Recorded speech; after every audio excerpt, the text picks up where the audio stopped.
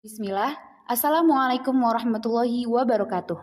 Kami dari kelompok 9 mata kuliah Kewarganegaraan Sekolah Tinggi di Rosat Islamiyah Imam Syafi'i Jember akan membagikan presentasi hasil diskusi kami yang berjudul Hak Asasi Manusia.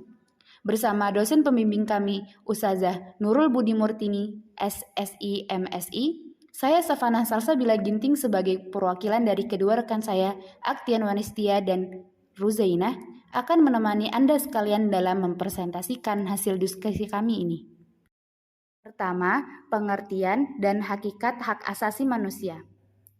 Secara teoritis, hak asasi manusia adalah hak yang melekat pada diri manusia yang bersifat kodratif dan fundamental sebagai suatu anugerah Allah yang harus dihormati, dijaga, dan dilindungi. Sedangkan hakikat hak asasi manusia sendiri merupakan upaya menjaga keselamatan eksistensi manusia secara utuh melalui aksi keseimbangan antara kepentingan perseorangan dengan kepentingan umum. Begitu juga upaya menghormati, melindungi, dan menjunjung tinggi hak asasi manusia menjadi kewajiban dan tanggung jawab bersama antara individu, pemerintah, aparatur pemerintahan baik sipil maupun militer, dan negara. Berdasarkan beberapa rumusan hak asasi manusia, dapat ditarik kesimpulan tentang beberapa sisi pokok hakikat hak asasi manusia, yaitu pertama, HAM tidak perlu diberikan, dibeli, ataupun diwarisi. HAM adalah bagian dari manusia secara otomatis. Kedua, HAM berlaku untuk semua orang tanpa memandang jenis kelamin, ras, agama, etnis, pandangan politik, atau asal-usul sosial dan bangsa. Ketiga, HAM tidak bisa dilanggar, tidak seorang pun mempunyai hak untuk membatasi atau melanggar hak orang lain. Orang tetap mempunyai HAM, walaupun sebuah negara membuat hukum yang tidak melindungi atau melanggar HAM. Kedua, perkembangan pemikiran HAM. Perkembangan pemikiran HAM di dunia. Sejarah HAM di dunia berawal dari dunia barat yaitu Eropa. Seorang filsuf Inggris pada abad ke-17, John Locke, merumuskan adanya hak alamiah yang melekat pada setiap manusia, yaitu hak atas hidup, hak kebebasan, dan hak milik.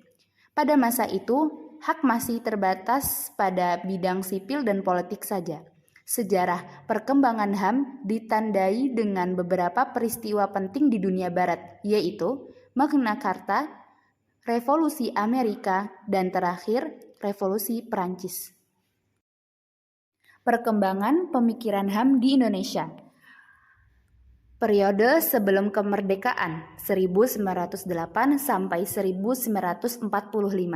Perkembangan HAM pada periode ini atau sebelum kemerdekaan bisa dilihat dalam sejarah kemunculan organisasi penting, yaitu Organisasi Penggerak Nasional Budi Utomo pada 1908, Serikat Islam pada 1911, Indeke Parci pada 1912, Perhimpunan Indonesia pada 1925, dan Partai Nasional Indonesia pada 1927. Lahirnya organisasi-organisasi tersebut adalah untuk menjunjung berdirinya HAM, karena pada masa itu banyak pelanggaran HAM terjadi yang dilakukan oleh para penjajah. Dari beberapa organisasi yang ada, Budi Utomo merupakan organisasi pertama yang menyuarakan kesadaran berserikat dan mengeluarkan pendapat melalui petisi yang ditunjukkan kepada pemerintah kolonial maupun lewat tulisan di surat kabar. Periode setelah kemerdekaan 1945 hingga sekarang. Perkembangan HAM pada periode ini dibagi lagi ke dalam beberapa periode, diantaranya sebagai berikut. Pertama, periode 1945 hingga 1950. Pemikiran HAM pada periode ini menekankan wacana untuk merdeka. Kedua, periode 1950 hingga 1959. Periode ini dikenal dengan periode parlementer. Ketiga, periode 1959 hingga 1966. Periode ini merupakan masa berakhirnya demokrasi liberal dan digantikan dengan demokrasi terpimpin yang terpusat pada kekuasaan Presiden Soekarno, demokrasi terpimpin atau guided democracy. Keempat, periode 1966 hingga 1998. Pada mulanya, Orde Baru menjanjikan harapan baru bagi penegak HAM di Indonesia. Janji-janji Orde Baru tentang HAM mengalami kemunduran pesat pada tahun 1970 hingga 1980-an. 5. Periode pasca Orde Baru. Tahun 1998 adalah era paling penting dalam sejarah perkembangan HAM di Indonesia setelah terbebas dari pasungan rezim Orde Baru dan merupakan awal datangnya era demokrasi dan HAM yang kala itu dipimpin oleh B.J. Habibie yang menjabat sebagai wakil presiden. Macam-macam HAM. 1. Hak asasi pribadi, kebebasan masuk dan mengikuti organisasi, kebebasan mengeluarkan pendapat, kebebasan untuk memilih, memeluk dan menjalankan agama dan kepercayaan. 2. Hak asasi politik, hak menjadi warga negara, hak untuk memilih atau dipilih, hak untuk masuk dan mendirikan partai politik. 3. Hak asasi ekonomi, hak memiliki, mencari, dan mengumpulkan kekayaan, kebebasan memilih pekerjaan, hak untuk menjual, membeli, dan menyewa. 4. Hak asasi hukum, hak untuk mendapatkan perlakuan yang sama dalam hukum dan pemerintah. 5. Hak sosial dan budaya, hak untuk mengembangkan dan berpartisipasi dalam kebudayaan, hak untuk mendapatkan perlindungan terhadap karya cipta, hak untuk mendapatkan pendidikan, kesehatan, kesejahteraan, dan pendidikan yang lain. 6. Hak asasi dalam tata cara peradilan dan perlindungan, hak untuk mendapatkan peradilan dan perlindungan dalam penahanan, penangkapan, peradilan, penyitaan, atau penggeledahan. Nilai-nilai HAM. Pertama, kebebasan atau kemerdekaan. Manusia dilahirkan dalam keadaan merdeka dalam menjalani kehidupannya. Misalnya, merdeka dalam memilih negara, tempat tinggal, bergerak, berkeluarga, berkumpul, mencari pekerjaan, dan lain-lain. Demokrasi tersebut bagian dari nilai kebebasan manusia. Kedua, kemanusiaan atau perdamaian. Manusia dalam menjalani kehidupannya mendambakan ketentraman, bebas dari rasa takut, serta terjaminnya keamanan.